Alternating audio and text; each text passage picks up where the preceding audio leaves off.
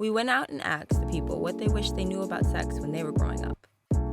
I think we should everyone just be free, just give us condoms, and do not, if you make it so strict, people are gonna want to test it out, and that's exactly what happened. I wish I was taught more honestly about the female anatomy, knowing yourself, I guess, before you enter into a sexual relationship. And I feel like when you're a kid and you're a girl, you think that you're supposed to have sex and that it's just all about the boy, but it's not. I learned about sex, honestly, when I was 16, 17. It was my first experience of actually having a sexual encounter. That's another thing. You should never learn about sex while you're having sex. On your own. That's like learning how to drive a car on a freeway. You're gonna panic, you're gonna crash. That's not healthy. No experience after that point is going to be enjoyable. I just think that in these classes we need to teach men how to read body language better, how to know if they actually have consent. And just teach women that it's okay to say no. It's okay if you're uncomfortable to be I'm uncomfortable, can you leave me alone? It's okay to say no, it's okay to be uncomfortable, it's okay to like the person but not be into it. Sex doesn't always have to be an active, ongoing event. You can take breaks, you can talk, you can check up, you can get water, your body can make sounds, you can laugh about it. Sex doesn't only need to be erotic. It could be fun, it could be romantic, it's not porn, it's sex.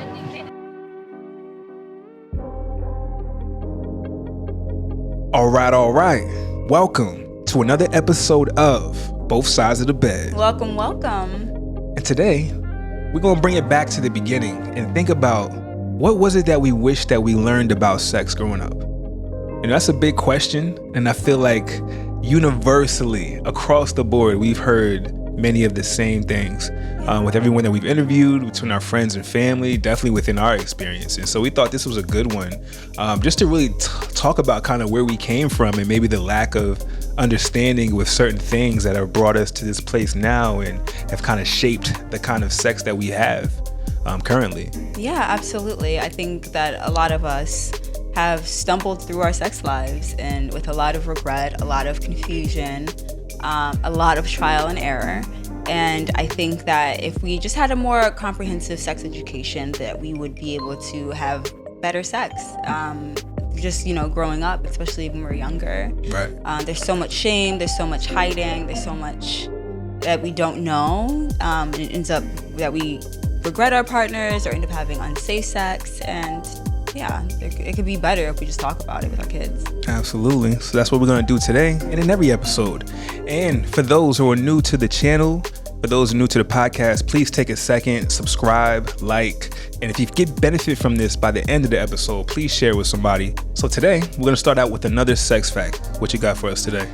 Today's sex fact is 55% of 15 to 19-year-olds who reported having had sex wish that they had waited longer before losing their virginity. As you said this to me before we got started, I thought about it. And as much of a rush that I felt that I had when I first started having sex at 16, I realized there was just no rush. There was no pressure to do it so soon. It meant nothing as to determine the kind of man that I am right now. It meant absolutely nothing. If I would have waited to 22, I would have been fine. You know what I'm saying? So I can feel that. I can definitely put myself in that box. I could have waited. There's no pressure. Yeah, I think that I don't know. There's a lot of understanding that I'm not mad that I waited. I don't regret who I lost my virginity to and how I lost my virginity. What I do wish is that I had more knowledge going into it. And just with the circumstances of who it was with and what was happening within my family, I couldn't talk to it like my sister or my mom about it. So I was just kind of in it alone. Whereas if it was a different person, I think that I would have been able to talk to my mom about it. They weren't a bad person. My mom was just not really wanting me to talk to this person because they were older. So I don't really know what the thought process was with that. So it was just a lot of sneaking around to get laid. But I was with someone who really cared about me and really taught me a lot and was really patient with me. So I don't necessarily regret it. I just regret everything else that was happening around it. Yeah. I definitely can relate to the sneaking around in a sense. Like, yeah, I told my friends, but they didn't know shit about sex either. So we could talk amongst ourselves, but someone who actually had some knowledge about how to do this that I can go to and share what's going on with me or ask questions or just pick up things. Like, I didn't have that resource growing up. So I definitely can resonate with that. Yeah, I think a lot of people kind of just go in blind and talk to their friends who are just as blind as they are. But think about that. Yeah. The vast majority of us have started in that way. So it's a bunch of young people not knowing shit about it, doing it, talking about it, still not knowing shit, and then you become an adult. Yeah. Picking up a few things along the way, but for the most part, that's how it happens. You learn from your peers. Yeah, and some people don't explore their sexuality that much, so the little bit that they did pick up, that might last them until they're in their 50s, 60s, or until they die, you know? And that's a crazy reality, that there's a lot of grown adults out here walking around and not really knowing how to have sex. Yeah, and just bringing up sexuality, I always tell this story. It's so funny to me. I'm bi, as I've mentioned in many episodes. And I didn't know I was bi until I was like 20. Mm-hmm. And like I didn't realize. And then when I track it back, I was just like, that was gay. That wasn't a straight thought. And what was so funny is talking about it with your peers. I was talking to a friend of mine about sex and about girls, thinking like, all girls think that girls are pretty. And then she comes out like a year after I do. So I'm like, oh, so we were both gay, thinking that we're straight, having these straight conversations about gayness, thinking it's straight, and we're just confused. Right. And then when I looked at it, like full picture of just the comment, because she was like one of the main people I had conversations with, right? And she's also bi, and just like seeing it full spectrum, it was just like, wow, we really just didn't know ourselves, one, and we just didn't know like how to communicate it or how to express it or like really how to understand it. So it took me a lot longer than it could have or should have. Because all the signs were there. It's not like I was just like, I'm 20 and now I'm gay. It's not how gay happens. It just, it's always there, and it's just a matter of, one, accepting it, and two, owning it.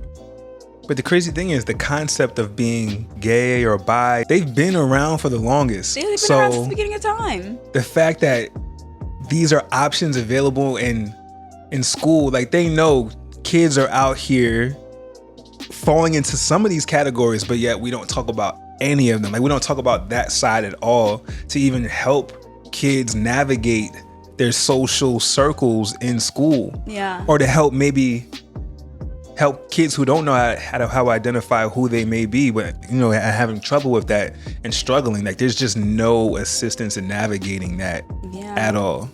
Yeah, and then representation just matters so much. Just seeing someone and being able to, someone that looks like you and talks like you and, is some type of sexuality that you identify with, and just like seeing that aha moment of like, oh, this is not only is it okay, but it's acceptable, and it's also kind of like me. Right. But in a lot of schools, what is it called? The Don't Say Gay law? You ain't hearing this crazy shit in the South. Yo, the Florida and I'm the other southern states, y'all got shit fucked up. Y'all are wild, and I hope y'all are okay. Yeah, that's wild. Yeah, so it's a lot, and not having that representation kind of being pulled back, even though like we've been fighting so hard to get it. It really sucks, and it's such good community. Like, you and I, we've been immersed in queer land the last few weeks because it's Pride. Happy Pride. And it's been amazing. Like, I've never really immersed myself in the community until recently. And it's been so beautiful and so accepting. It's like the one place that I've been, the one group of people I've been in where I didn't feel judged, I didn't feel gawked at, and I just felt just accepted.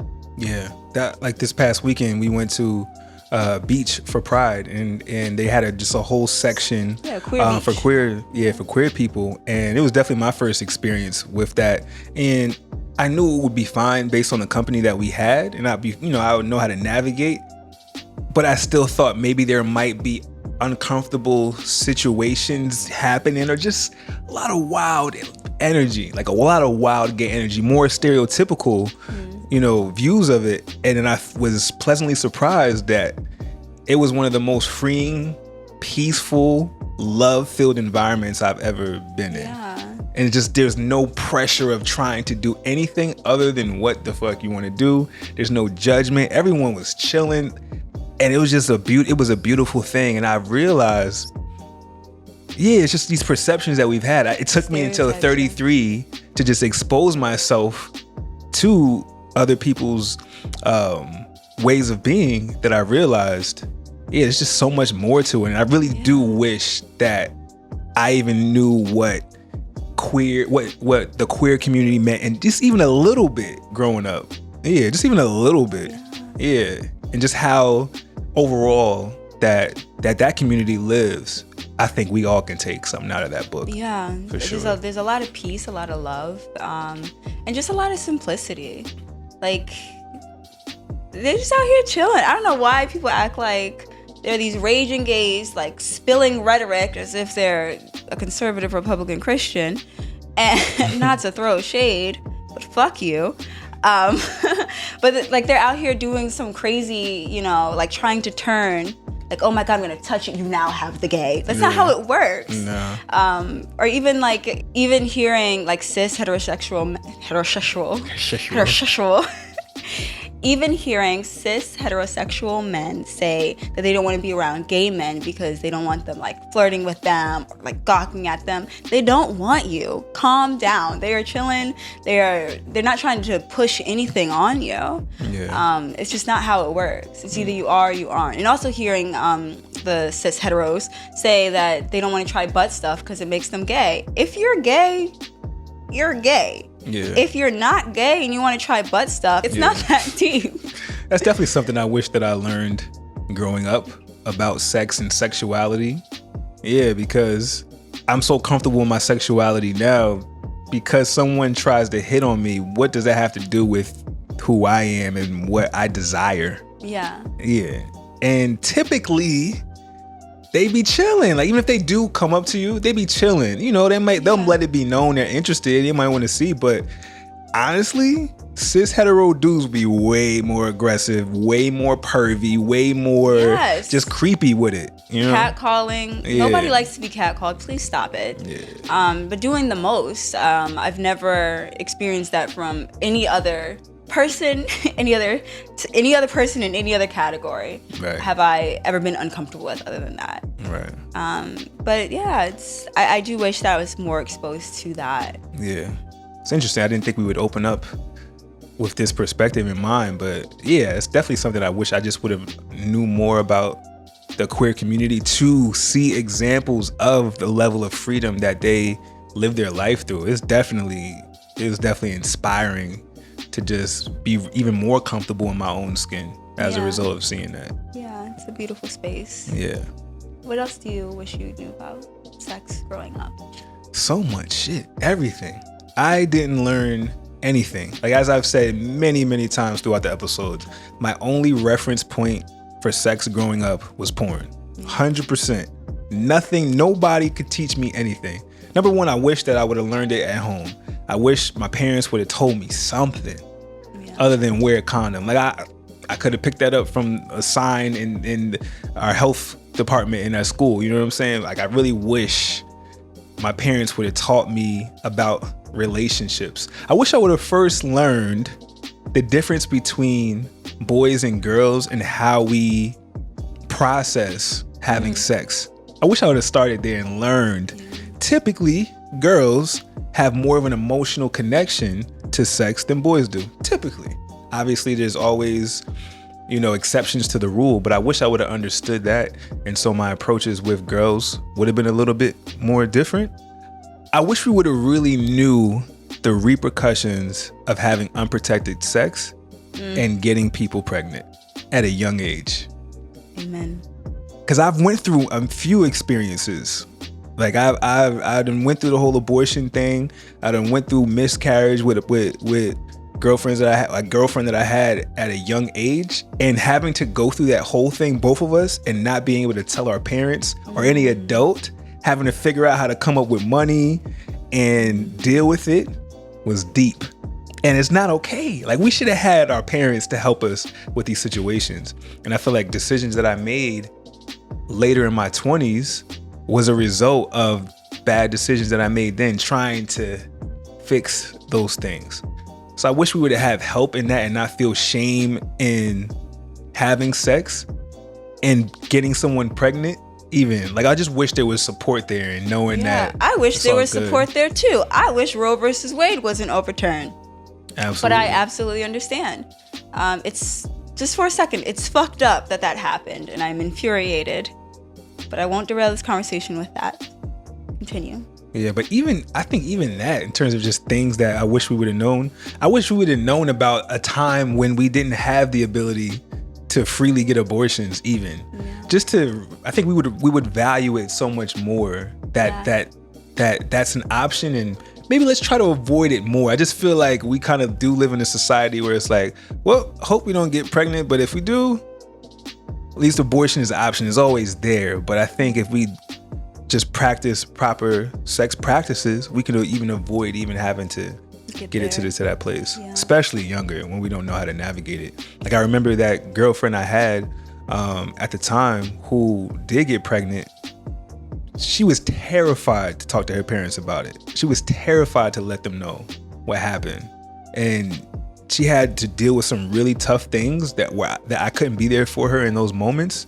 Had to do it alone, and it's just not healthy. It's not okay. Like, that's trauma, that can carry on until you're in adulthood. So I just wish parents collectively were like required to teach us the basics about sex, at least the basics.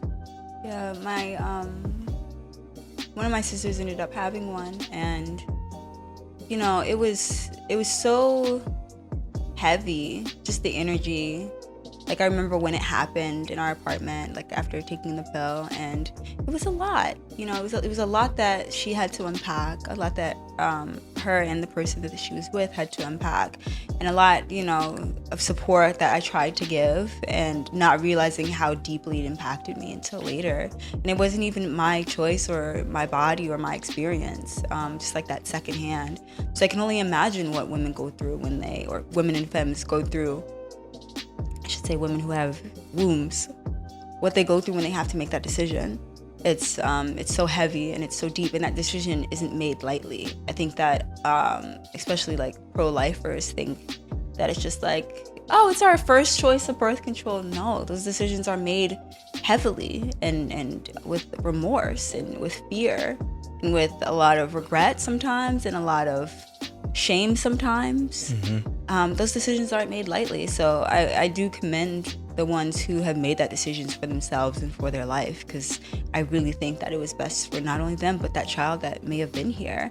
But yeah, I do wish that we were taught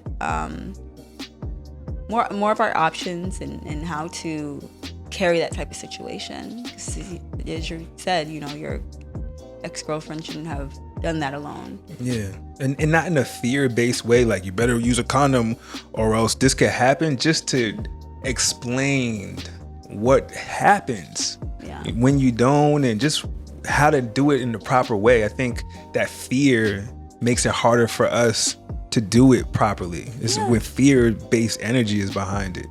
You know what I'm saying? And it's like, just don't. It's reprimanding. Kids want to do shit that they're told not to do. Yeah. So it's just a loving, welcoming, okay, we know you're about that age where sex is happening.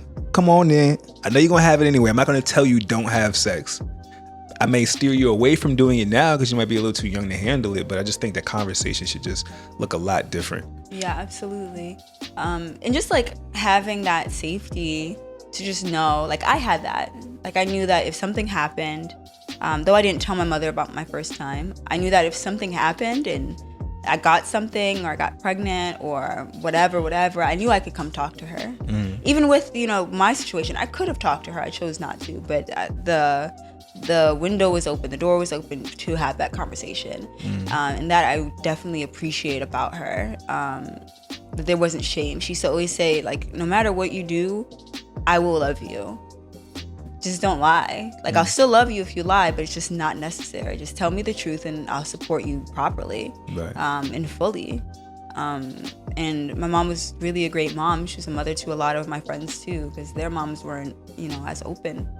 So I don't know, I just commend her for that. And I think that more mothers should do that, just really guiding your kid instead of making it all about you, of just like, oh my God, I'm so embarrassed that my teen daughter got pregnant and now my friends have to find out that I have to be a grandmother at 40 years old or whatever it is. It's not about you. Parents should remember that they're raising somebody, that you're here, your job is literally to guide that person to adulthood, to guide them with as much information, as much love as you can. So what's something that you wish that you learned growing up about sex?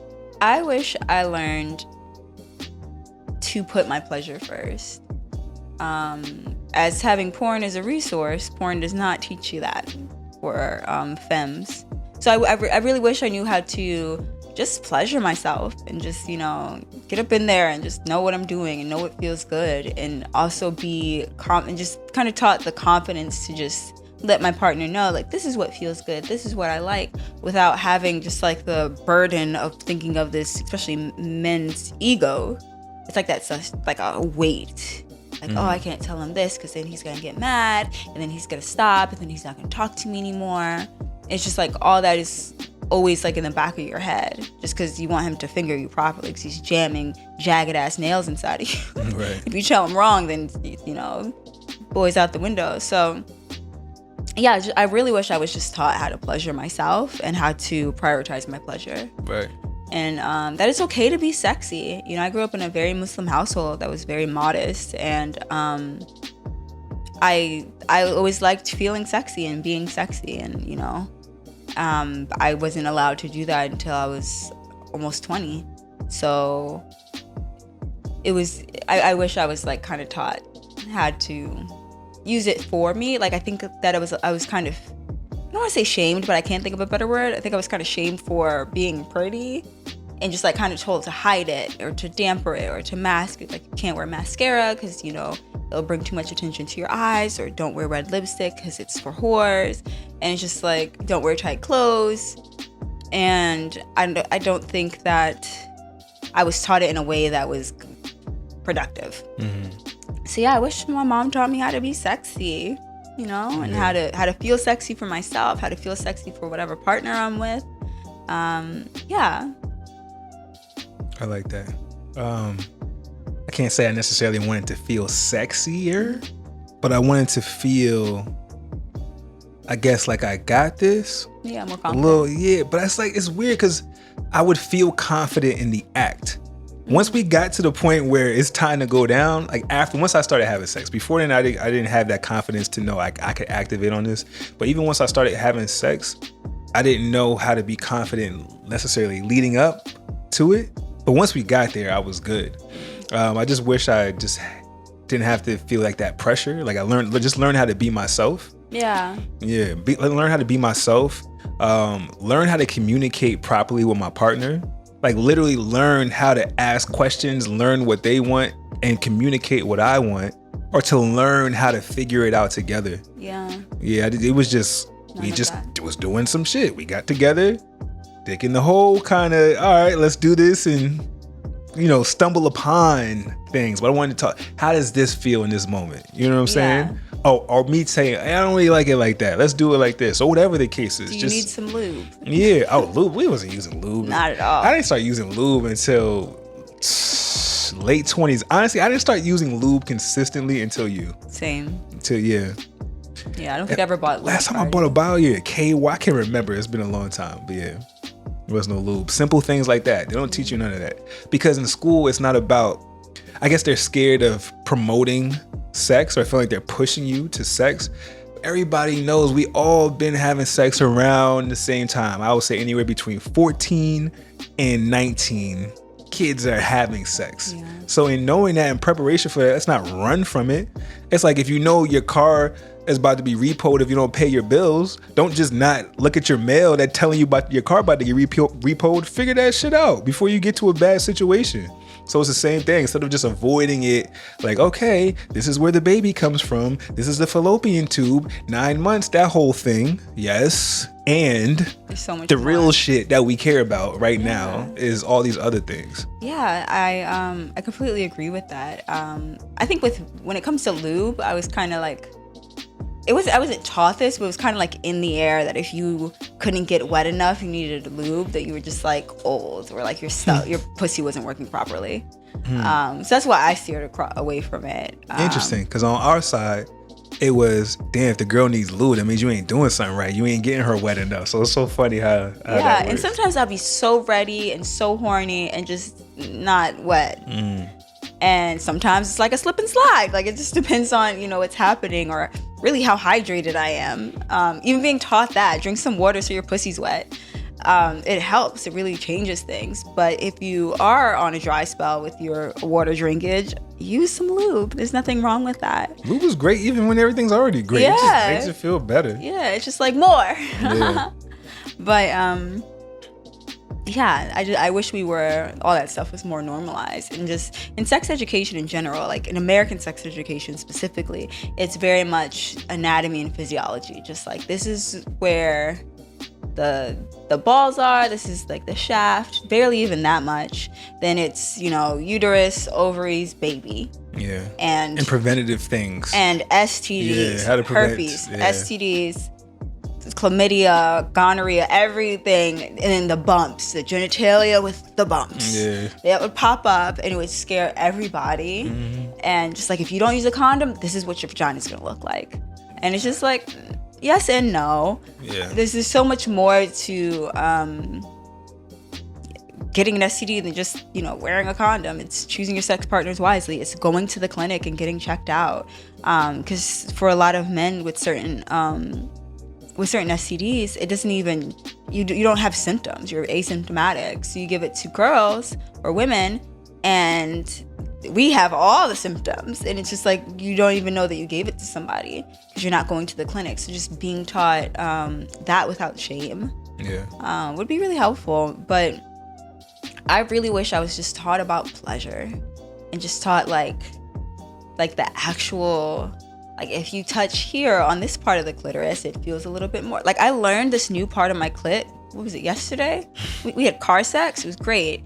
And I learned this new part of my clit. It was, the inner. Yeah, it was more,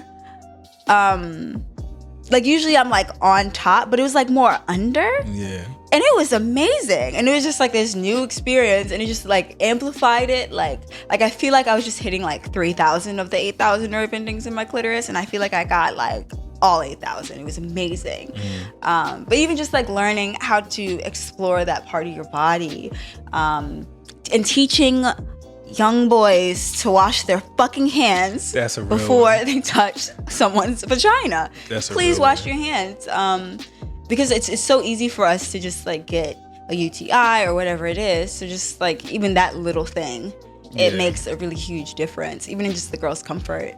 Yeah, I could definitely see them holding off on teaching how to hit the G spot and stimulating the clit. I could see that being a college discussion, and in one of those classes, senior year of high school. Not because I could see that being a little bit much, but at least from a hygienic standpoint, wash your hands, cut your nails, those basic things. If you're gonna have sex, do it like this. Yeah, basics. Yeah. But I didn't learn much about sex in an educational standpoint until I think it was my sophomore year of college, and I took a human sexuality class. And even that, it wasn't really so much about pleasure. It was just more so about the history of it, and the Kinsley scale, which is always helpful. And even there, it wasn't even a pleasure course. Yeah, if they're gonna teach us all this boring ass shit about history, teach us some history of sex. I would have probably made it through a history class about sex a little better than I would have learned about freaking English history that had nothing to do with us. Yeah, even the basics there, I would have liked that. Yeah, it was a really good course. It really kind of put me on this trajectory of wanting to know about sexology. But I think that class, it wasn't anything wild. I could have had that class in high school. Just a basic human sexuality class. And it's having that, some type of comprehensive education, it just really changes how you approach sex. If I really went in knowing if I knew what the gooch was without having to do research on Urban fucking Dictionary, that would have been cool to know, okay, this is a spot that really stimulates a male. and it really helps to amplify their experience. If I knew that touching just around my vagina, not necessarily just directly on the clit, was just as stimulating, that would have been amazing. If guys knew that the clit is stimulating, that would be amazing. Yeah, I didn't know shit about the clit growing up, none of that. And again, I understand school only teaching but so much, but I wish I would have got it from home. And again, I even my mother, I don't expect maybe her to teach me everything about it, but I would have liked my pops too. Or if he couldn't, maybe there would just be some resource out there. Hey, son, go to sex class today. Like a place you can go for young people to go and learn about these things, even if it's not in regular school. You know what I'm saying? I wish that resource was there. Maybe it will be there. Maybe we can start it. I don't know. But I do know there needs to be something between the ending of high school and your college years where you can go and just learn about it for real. Yeah. You know, how to do it right. Or you're going to be out here fucked up. Most people have had some kind of terrible sexual experience or just situation happen by the time they're 25, 30 years old. Yeah, absolutely. You know what I'm saying? I just feel like a lot of these things could be avoided if we just knew how to do it properly. Sometimes we're doing it by mistake. Like, one thing that I realize is so fucking problematic, is really not okay, is the consent thing. Like, there's been so many times I've been a part of conversations as a young boy between like 16 and 22, where it was like, yeah, when you get the girl back to the house, you know, you do the whole thing, you know, y'all cuddled up on the couch and you making your moves or whatever. And then they would always say, well, no, don't be, just because she said no don't mean no. You gotta just figure out how to make it a yes, or like just ignore the no. She don't really mean no. If she really means no, she'll like leave or something else. She say no, that's a no. Like, coercing her to give you her pussy is not okay. It's not okay. So just even that in the mindset and really getting a full yes, we're on the same page. An enthusiastic yes. That needs to be taught in school. That shit needs to be taught in school. Absolutely, because it's crazy. I would say out of all the girls and women that I've been with ever, there's been a decent amount. The vast majority of them have had some kind of sexual assault, to some level. Some, like 1 in 3 women. Yeah, like some worse than others, but literally every one that I've been with, just at some point they share it with me. And it's mind blowing how many women have been sexually assaulted. And I think a lot of times men don't realize that they're doing it. Yeah. You know, they think it's okay or whatever. So I definitely think that is crucial. Yeah. That's crucial. Like it's really big. A lot of men don't know they're doing it. I don't get too into it, but I definitely had a situation like that. And I had to tell him after, like, that wasn't consensual. And he started crying, and I had to console this man for doing whatever, you know, and it's just like, sometimes you just don't know because you're just not taught, you know, and it really does suck, and it puts a lot of different people in a lot of bad situations. And then when they're when somebody like confronts them, like, you did this to me, then they're just confused, like, what do you mean? Because they don't know that coercion is not okay. Yeah. But yeah, I wish that there was more. I think right now the consent talk is no means no, and have enthusiastic yes, and that's kind of like the end of it. But like really breaking down, like if you have to ask somebody multiple times and they're still saying no, or they finally say yes because they're just like so depleted from you asking so often or so much at a time, it's not a yes. Yeah. And just like teaching about the details and what an enthusiastic yes looks like, and how that experience can just be a hell of a lot more fun if somebody actually wants to have sex with you. Right. And kind of tying into that, also learning you can't have sex with everybody. Like, specifically for boys, it's like ingrained in our minds, oh, I think she's sexy. She's standing in front of me.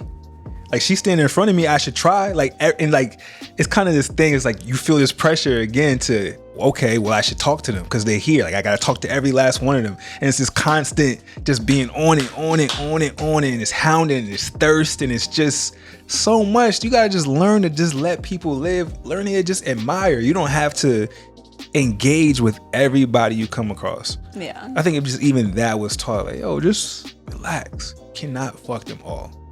Just can't. And it's okay. Yeah. Yeah, that's a big one for me. Yeah. Yeah. Yeah, it's so crazy how what little we're taught and how it's like the amount of experience we have versus how little we're taught. Yeah. It's quite weird, actually. Yeah. Unless you know how to do research for yourself, or you happen to pick things up from people who happen to know some things, you're out here fumbling around for a very long time. Yeah. A very long time. But I'm grateful that I was able to escape a lot of struggles, I guess, in my sex life. But yeah, it was a self journey for sure. It was definitely a self journey for me as well. Mm-hmm. Glad we got here together. Absolutely. Another thing I wish I would have known is non-judgment. That's huge. Especially like I think for all boys, but I know for sure black boys and judging girls, whatever race they are, and them wanting to have sex, we go so hard in judging girls negatively for having sex. I wish I would have never learned that toxic bullshit. I wish I would have never learned that. I've had so many struggles through the years, and I've missed out on opportunities to have sex with different girls and women like earlier on because I had that dumb shit in my head, like, oh, you're a hoe because of whatever the fuck. I really wish that was non-existent across the board. People like having sex. People have sex. Some have a lot of partners. Some have a little bit of partners. None of it means shit other than what it is. Yeah, as long as it's consensual and you're actually physically healthy, it doesn't mean anything. Not at all. I really wish I never had that burden on my mind. You know, we've had our struggles just earlier on, and then things I've had to work through, and just this deeply ingrained bullshit about judgment. And it don't get easier as you get older. We still carry a lot of that same stuff.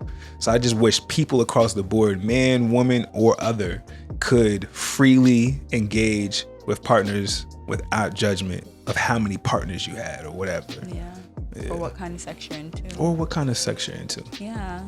I think that it's been, as far as like the type of sex that I have and just the type of dynamic we have, like it took me a while to just like open up to it, about it to like my close friends and like my sister.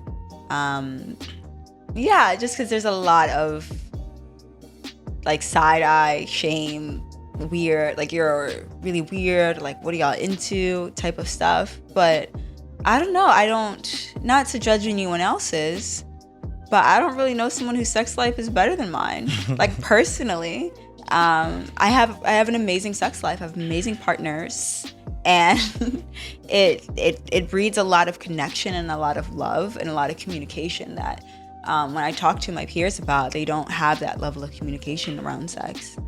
And then at one point I was just like, well, maybe they just, you know, like I'm really interested in it. It's my field of study. Like maybe it's just that. Like it's just that I love it so much. Not just the act of it, but just the psychology of it. But then I still have deeper conversations with them, and they're like not that happy with their sex life. Yeah. Or they're like calling me, asking me for tips. And yeah, I wish there was less shame around that, and we were again taught more about the communication and just the type of language to use. Right. Because if I go to you, like, you know how, you know, you were blowing my back out back there, I didn't like that. That was really bad. And like saying it in a really negative way, it could really hurt you, and not just your ego, but like your feelings. Yeah. And then it could impact how you have sex with me the next time. So really like having the language of just, you know, showing you that I appreciate the sex that we had, that I loved it, I loved connecting with you, and I would like to try this new thing, and I would like to kind of take this thing out. I used to teach this program called MLW, and we used to say for feedback, what was it, keep, stop, and like, if any of the MLW people watching, I'm so sorry, I don't remember. It's like keep, stop, start. Keep, stop, start. So we're going to keep these things, we're going to stop these things, and we're going to start doing these things. And just approaching the communication around sex like that. Or even, why do I sound like that? Like that. Or even like the feedback sandwich of like positive, constructive, positive. Yeah. Like I loved how you kissed my neck when, you know, we were in missionary, and I loved how you like turned my hips up. I didn't really like when you bit me on my inner thigh. It was a little too hard. but maybe next time we could start licking first. Like just having it like that, it's more constructive of like, okay, I made you feel really good. I got a little crazy with the biting, but I know how to fix it next time. Just like that type of language changes everything, and it changes the sex and connection you can have with your partner. Yeah, debriefing. I wish I would have knew what the hell that was. Aftercare. How they do a debrief and aftercare. Aftercare. That's what I wish I knew. Yeah, they can teach that in school. Yes. Hey, if you're gonna be out here having sex, you should ask these questions once you're done, so that you and your partner can at least know that you're having good sex with them in a safe way. Yeah, did this work for? How did you like this? Do you want more of this? Oh yeah, I like that, but less of that. Yeah, just all those things. Debriefing and aftercare. What does your partner need to feel good after an energized sexual experience? You know what I mean? Do you need water? Do you need cuddles? And like people always think that bonding happens with sex, but really happens after sex during those cuddles, those cuddly moments, because there's so much oxytocin released. That chemical or hormone is released in your body, and that's what bonds you. That's what makes you feel connected and loved, is that aftercare. Right. That after the sex has happened, the dust has settled, you're not sweating as much, you got some water. What happens during those moments? That's what creates intimacy, and that's what creates love. Speaking of intimacy, I wish I would have knew what the hell that was. And that's okay, and that's a beautiful thing. Yeah, and to encourage that. Yeah, and that intimacy doesn't have to do with sex. Yeah. You can have strong intimacy with somebody and not ever have sex. Yeah, like back in the day, I used to just do the cuddles because I knew that she wanted it. And, you know, it's just like, all right, let's do the little cuddle thing. You gave me your pussy. The least I could do is hold you for a few minutes. It was like that, though. It wasn't because I just wanted to do it. It really wasn't. But now I've embraced it on such a level. I'm just being real, though. It was just such a disconnect with that. It felt so obligatory to do. You know what I mean? I wish I would have knew to slow the hell down. I'm just every time I'm just trying to go hard, because all I have is porn as my resource. I wish I would have known the different ways of going about even having sex. Yeah. You know what I mean? There's the slow, the fast, the hard, the scary. Yeah, just it's still consensual. Build versatility, build connection. Yeah, and really enjoying your partner, being present in the moment, not thinking about whatever. So I think that within the times that we're living in right now, we have way more resources than our parents or parents' have ever had. And it's just no more excuse to not be able to educate ourselves or the youth in how to go about this thing. And so I just think that this is a shift happening in the world, and we could really be a part of setting the tone for what happens with our children in the future by having these conversations. And so I think to wrap things up, let's just touch on a few things that we can do, you know, for our children in order to be able to lead the pack in a new direction. So what do we have here? Yeah, I have some tips on normalizing sex conversations in your home. The first thing that you need to do is educate yourself about sex first. If you don't know what the hell you're doing, and be honest with yourself, not just from your experience, like do you really know what's happening with a sexual experience? Educate yourself first. One, it would impact you and your sex life, but you can also be a good resource for whatever younger person is in your life. The second thing would be, don't make them feel guilty or shameful for having sex. Even if you feel like waiting till marriage is the thing, if that's something that you did, you don't have to push your views on somebody else, especially if they feel safe enough to come to you. So make sure that you're not pushing guilt or shame onto them. Be an askable and approachable person. Let them know, like, you know, when it comes to time when you're going through those changes and you're wanting to have sex, you can come to me and you can ask me questions, and I can help you and I can support you in that. And actually do it. And when they come to you, don't get all shy and uncomfortable, because it might be uncomfortable. But they don't have to feel that. You can just feel it and talk to it with your peers about how uncomfortable you are. Talk to your therapist about it, but don't make them feel shame for it. The next one would be, don't threaten to punish or disown them. Again, we live in a very different world right now. Our younger generation is more liberal, more communicative, and they really know what they want more than I think any other generation. So don't disown them if their beliefs and their views on sex are different from yours. Just support them as much as you can. And if it's not something that you can do yourself, then maybe push them in the right direction so that they can still get a resource if it's not you directly. The next thing would be, when they tell you they're having sex, don't explode. Don't be like, oh my God. Don't bring shame into it. Just stay calm and relax. You can freak out internally if you must, but don't let that be shown. Like, they're coming to you with this really new vulnerable thing, and you should feel honored that they even felt safe enough to tell you. And just to add to that, I would actually initiate the conversation and invite them in. Hey, so, I know you're going into high school now, or you're finishing up, probably should have the conversation in middle school. Hey, I know you're getting older now, and, kids may be having sex around you. Let's have a conversation about it. Let's talk about it. I just feel like that invite would make a child feel way more comfortable. I agree. Yeah. And just like kind of allowing just dropping that seed so that as they grow, that seed will grow with them, and they'll know, like, this is an askable, approachable person, and I'm safe here. Kids are getting going early these days. I would talk about this as soon as 11 or 12, honestly. These R&B songs is nastier than ever. There's nothing safe anymore with the music and the media. Like, we got to start talking to kids double digits for sure. Social media is definitely teaching your kids about sex, and you want to get ahead of it. That's just my advice. The next thing, or the last thing, is do not push or probe or interrogate them for details. Them telling you they had sex is embarrassing enough, most likely. So you don't need to know, and nor do you probably want to know the dirty details that comes with all of that. So, and if they are, giving you those freely, then sure, take the details, but don't push to ask for them, because it might make them feel uncomfortable and might make them want to speak to you about it again when they might really need to. And one last one, since school isn't a proper resource and a lot of times parents do feel uncomfortable, maybe seek out a sex therapist, even for an 18, 19-year-old kid. Sex therapy and them helping and kind of help them navigate. Sex coach. Sex coach. I think that actually is something really valuable these days.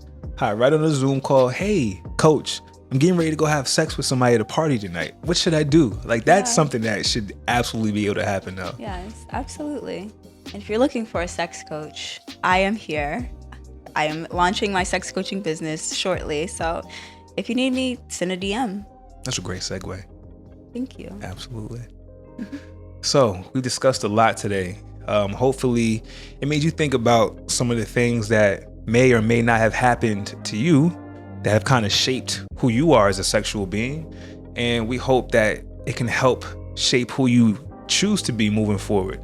So if you got any value out of today's conversation, please let us know. Write something in the comments. Share this with anybody who you feel could gain value from it. As always, we appreciate all the love and support. And if you haven't yet, definitely check us out on all your podcast streaming platforms and on YouTube and Instagram at Both Sides of the Bed. You can also check us out on our personal pages at Ahmir_Rashad and at Basirah__. You can also please check us out on TikTok. We are millennials trying TikTok. So if you could help us out. We're about to get the TikTok going. So you can help us out and follow us and share us there. That would be amazing as we build community there. Until next time, stay tuned for the sexy. Stay tuned for the sexy.